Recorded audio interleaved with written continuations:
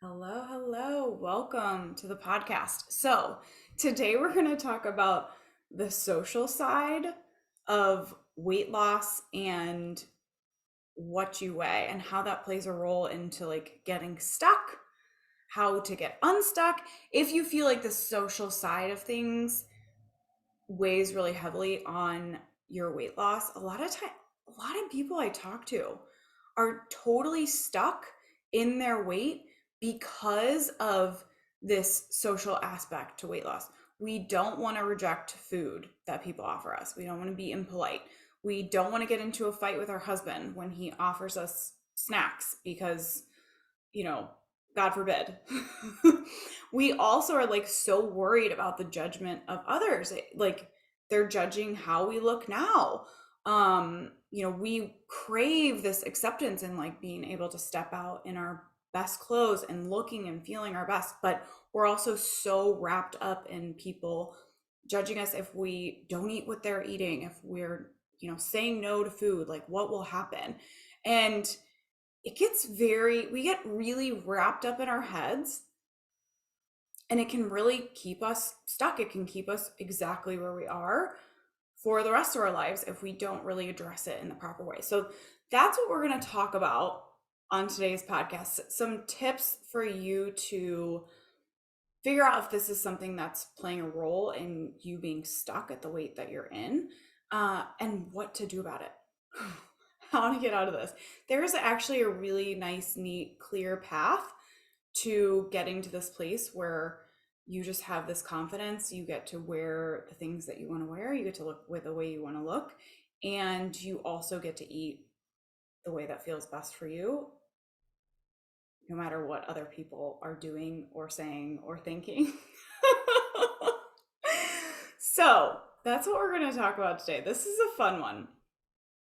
So I actually just spoke to somebody recently, and she had put on some weight recently, and she was like, my work, my job is judging my ability to get my job done, my ability to perform at my job because of the weight that I've put on. So all of these social constructs, they run really deep. They can feel really scary. This idea that we might no longer be accepted can feel scary, and like we're really putting ourselves out there. I have another client who she made some changes to how she eats, and she does like maybe it's like a monthly dinner, with some girlfriends. They go out and they have food and drinks and whatever. And so we were talking after she had gone to this event, and she was like, I think they were judging me for doing something different. Like I wasn't doing what they were doing anymore. I was doing this other thing. It was new for me. It was new for them. Like I wasn't participating in the way that they were participating anymore. And I think that they're judging me. I think that they think I'm judging them. She had this whole story built up in her mind about what was going on for them. And I told her, there's no way to know what they're thinking about you or that situation at all. So the beauty of that is that you get to decide. When we are in this situation, both the work situation where she was really worried that her work was judging her ability to perform, and in a social setting where we have made a change and now we're worried that other people are thinking different things about us. They're judging us, they think we're judging them. Both of these situations, we don't actually know. We really don't. So what we're doing is creating all of this stuff in our mind based on nothing. We have no proof. No one has said anything for the work situation. No one had come to her and said, I think that you're not performing anymore because you've put on weight. She hadn't been reprimanded in any way. There was no like, we need to do a performance evaluation.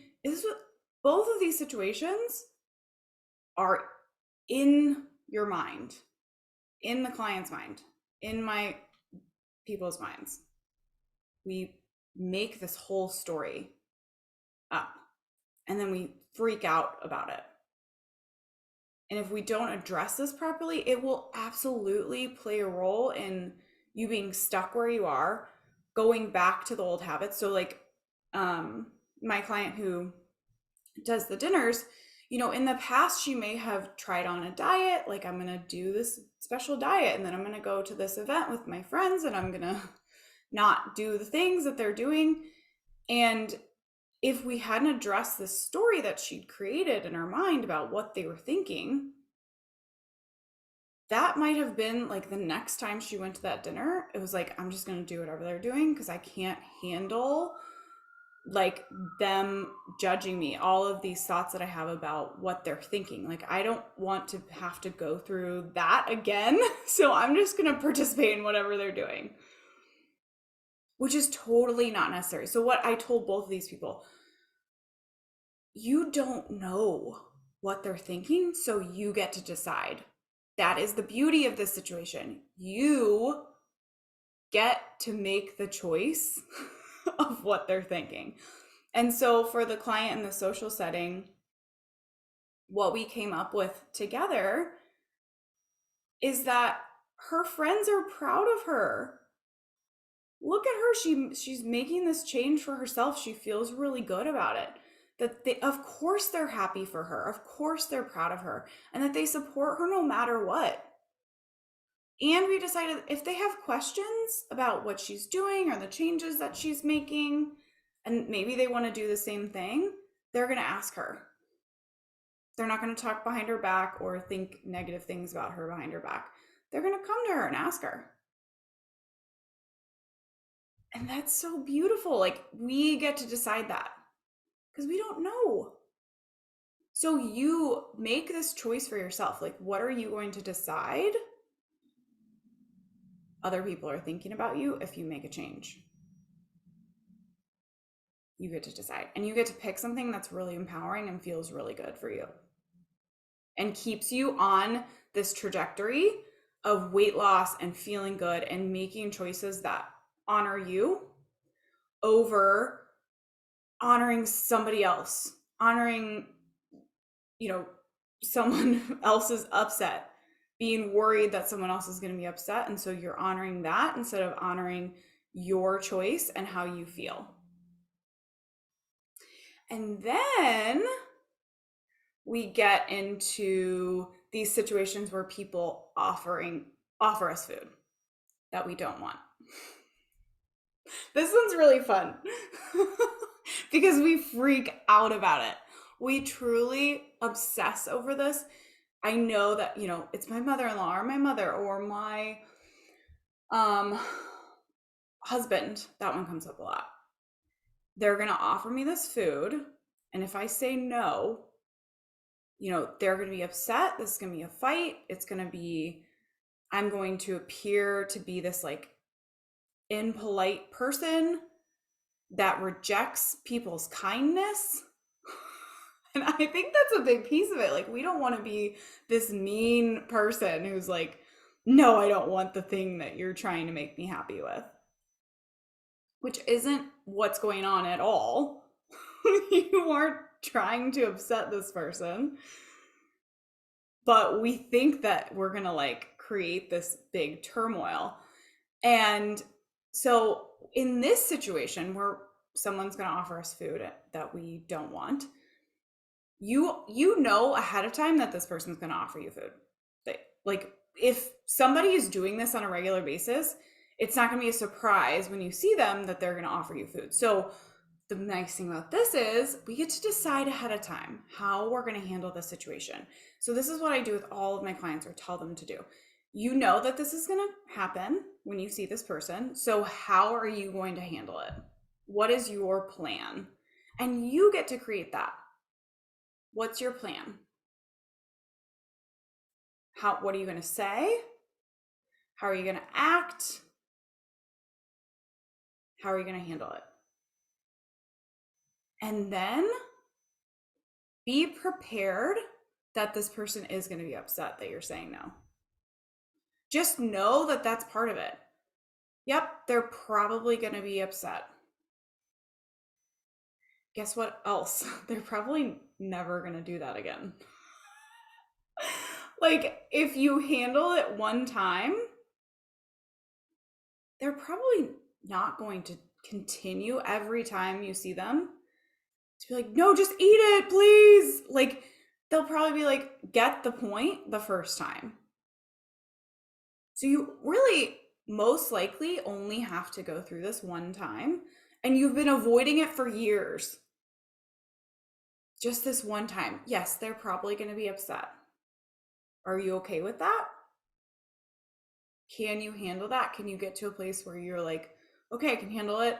I can, explain my side. I can be as courteous as possible and polite and kind and, tell them what's going on for me or why I'm making this choice and just try to be the best person I can be in this situation. And also know that they might get their feelings hurt. And that's okay.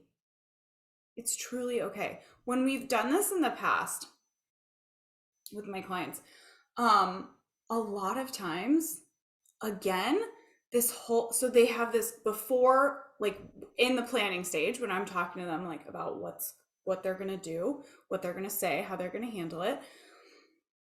In their minds, it's this huge thing. It's going to be a fight. This person is going to be so mad. They're going to lose the relationship forever. It's basically going to be over after this. Like, they're never going to speak to each other. We blow it up into this thing where it's going to be like so awful and we're going to end the relationship. And that thinking that way keeps us stuck, keeps us in this place where we're accepting food that we don't want. It keeps us stuck at our weight. Because that thinking, if you're bringing that thought pattern to this situation, you're probably bringing it to a lot of other situations in your life that have to do with food, and you're just keeping yourself stuck. You're keeping yourself in this place where you're not putting this out there and trying something new and discovering if it's really as big of a deal as your brain has made it out to be. So facing up to this is actually important. And it helps you grow and learn that like you can do this. And it's really not that big of a deal. So we go through this planning phase, like, okay, what are you going to say? What are you going to do? What are you going to, and what, their brain has made up this whole thing around what's going to happen. It's going to be awful and so hard and they're going to lose the relationship. And then when we check back after they have handled the situation, 9 times out of 10, what happened? How did it go? Oh, they were fine with it. They didn't say anything. They didn't care. Which is so crazy. You spent years of your life worrying about this and not honoring yourself. You were honoring this person's emotions over yourself, only to discover that when you finally honored yourself, they were fine with it. They were like, okay. And that was it. And it doesn't happen again. Sometimes it'll happen like one more time, like in a husband and wife situation, because you're seeing each other all the time. They might offer it one more time. Like, hey, do you want this? Like, I'll just try again. But at that point, they're already primed for your response. And when it is like someone that we see less often, a lot of times, like, they're not going to continue to do this. They're just going to know, like, oh, they'll probably say no, so I'm not going to do it. And if you're in the situation and you are hungry and like you do want the thing, all you have to do is ask. Like, you haven't permanently excluded yourself from getting special food or because you said no one time. You just ask. So when, like, what I find with most of my clients is that when they strike this balance of like honoring themselves and how they want to eat, them caring about what other people think or other people being upset for how they eat stops mattering. you just don't care. When you are honoring yourself and you are honoring your choice, how you feel, your weight loss, your goal, how you want to look,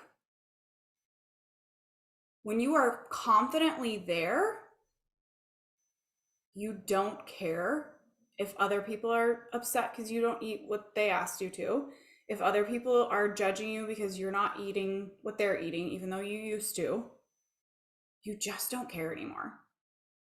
And this has been, so I'm pregnant with my first, and I never thought about like how much other people think about what you're eating when you're pregnant. This has come up so much. People pushing food on me because I'm pregnant. You're eating for two now.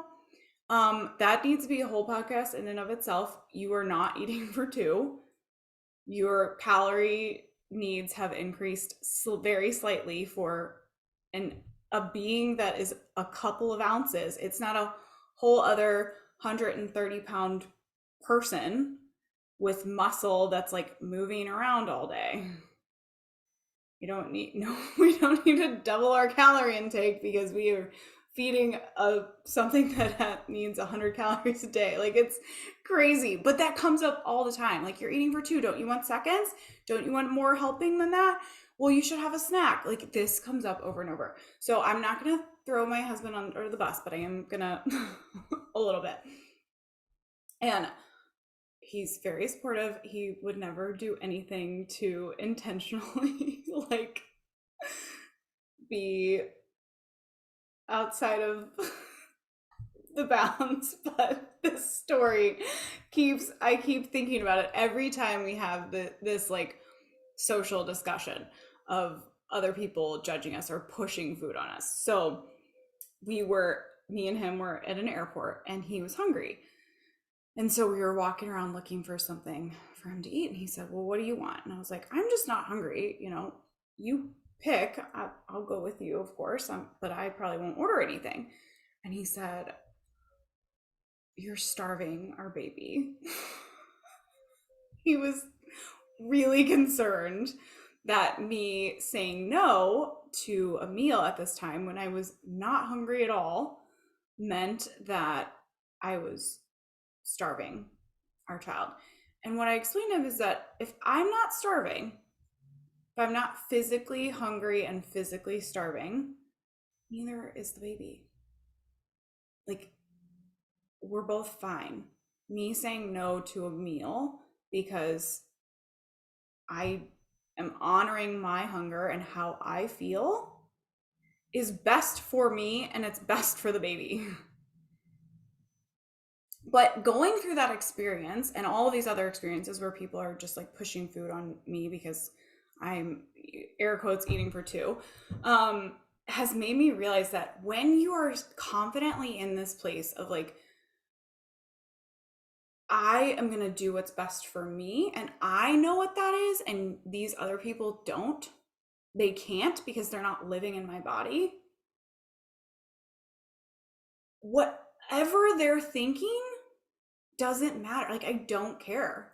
I really could care less in the nicest way possible. I care that they care. Like, that is so nice that that they care enough to offer me food. I'm courteous and kind and respectful of them when it happens, but I don't care if on the other side of that they're judging me for saying no, or if they're thinking like she's starving her baby because I said no to a snack. I just don't care. It has no weight on my decision making. So when you get yourself to this place, which you totally can, of honoring yourself over what other people think, of confidence in your ability to make the best decision for yourself, of like honoring your goal and your desire to lose weight and to look your best and to feel your best and get to wear the clothes that you want to wear, when you get there in your mind, nobody else outside of you can derail that, no matter how upset they are, No matter if they tell you you're starving their child, they nobody else will be able to derail you.